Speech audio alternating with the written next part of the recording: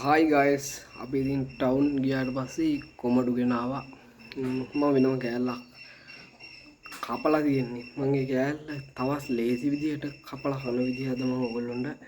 video එකකින් පෙන්නන්න යන්නේ මෙහෙම කපලා තියෙන එක දැන් මම ගත්තා පිහිය ගත්තා හරිද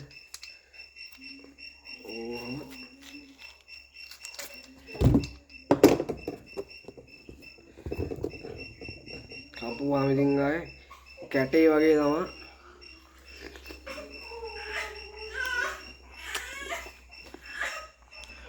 අයිස්ක්‍රීම් කනවා වගේ කන්න තියෙන්නේ වතුර තිබ්බහා නැත්තරම නැති ඉතින්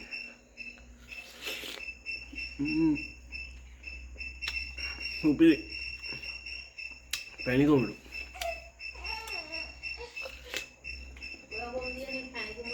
පැණි කොමඩු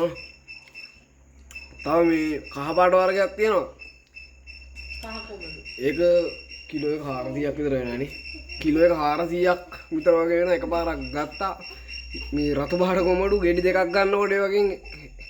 එකක් ගන්න පුළුවන් ඒක ගණන් අම්මගේ බටර් එක කරගෙන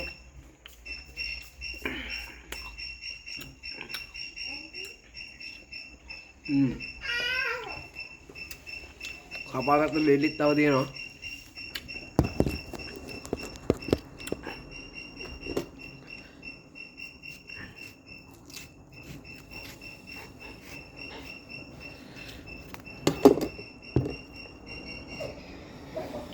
පිටතට කැපුණේ ගානේ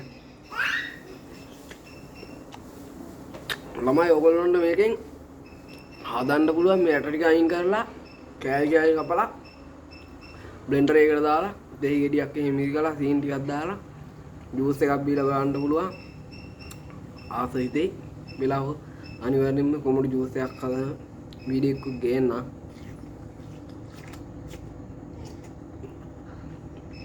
එහෙනම් කොල්ලනේ අපි යනවා ජය වේවා